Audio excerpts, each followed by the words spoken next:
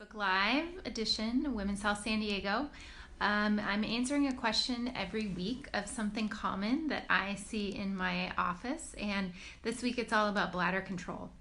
I recently had a woman who came to me. I'm going to tell you a little story, and maybe you can understand because it's something you've dealt with too. So she's had two kids. She got really sick and was coughing a lot, and she noticed it kept getting worse, that she just couldn't keep her bladder control. She kept leaking when she coughed. And then when she got over her illness, she didn't think anything of it because it was only when she was coughing. But then one of her daughter actually asked her to get on a trampoline at a friend's house, and she got on the trampoline and started jumping, and she lost control again. And she kind of got embarrassed, but then her friend she was with, the other mom, said, "The same thing happens to me, that's why I can't even get on it." Well, it is so common, and women just discount it to the fact they had kids. But this is something I hear all the time, and people don't know that it can be fixed. So a simple test that you can do if you actually do a Kegel exercise where you're drawing in and tightening the pelvic floor muscles, and you keep those tight, and then you go and you try to cough. So I'm drawing in those muscles, and then I go and try to cough. Do you feel like those muscles just let go, or do you feel like they're able to still maintain that contraction? So if they just let go, then it means you have a problem with coordinating those muscles, with having increased pressure in your abdominal area.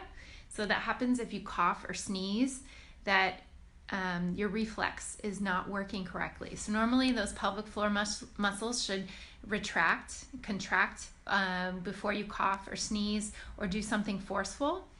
And in many of those cases, that reflex gets messed up once you've been pregnant, you've had a lot of pressure on your pelvic floor, or maybe it's always been a little bit off and you just need to be trained the right way how to make those muscles actually stay contracted when your pelvic floor is under stress with coughing, sneezing, jumping, running. Another issue that can cause it is weakness, where sometimes it is about weakness of the pelvic floor muscles, and they just need to be trained again for strength, for endurance, and being able to contract and hold it there, or be able to work on the muscle like any other muscle in your body. How do you get it stronger? And then some women, so there's like 3 different ways, and then some women it has to do with how tight those muscles actually are. So if those muscles have kind of an increased tone to them, or they're kept on high alert. A lot of times I will see this for gymnasts, dancers, people that are always working in a sport where posture is really important, and contracting their glutes and tightening their muscles and standing up tall. Horseback riders, different sports like that. Sometimes women will actually, their pelvic floor muscles are always tense. And so therefore, when they're needed, like if your bladder is really full and you go to cough or sneeze and you start leaking, well, those muscles being already tense, they can't generate enough force to actually contract when they're needed. And so that's more of a tightness but weakness problem.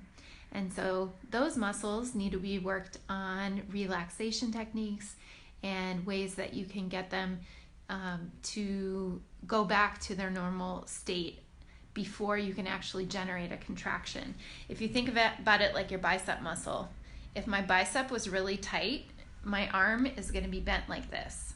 I'm not going to be able to fully straighten it. If I can't fully straighten it, I can't get enough power to actually bend my elbow all the way.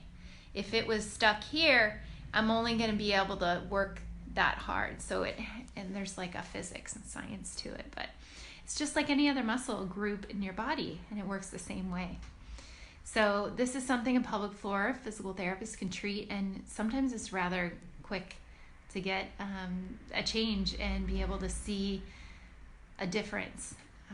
Some women will only see me for a couple visits. Sometimes it'll be longer, but I'm able to work with them, and every problem is going to be unique to that person. Not everybody's going to be the same. So I just wanted to discuss that. A lot of people don't know it's not just about doing Kegel exercises, but there's actually more of a science to it. And I help women of all ages and all backgrounds, no matter what type of activities that you want to do, from CrossFit athletes to runners to people that love going in for yoga classes or just taking a walk on the beach. There's always something that a pelvic floor physical therapist can help with when it comes to having any pelvic, lower back, abdominal, or bowel and bladder related issues with. So thanks for watching, and if you have any questions, feel free to reach out to me. I'm also dr.dawnpt on Instagram, and we will see you next week. Thank you.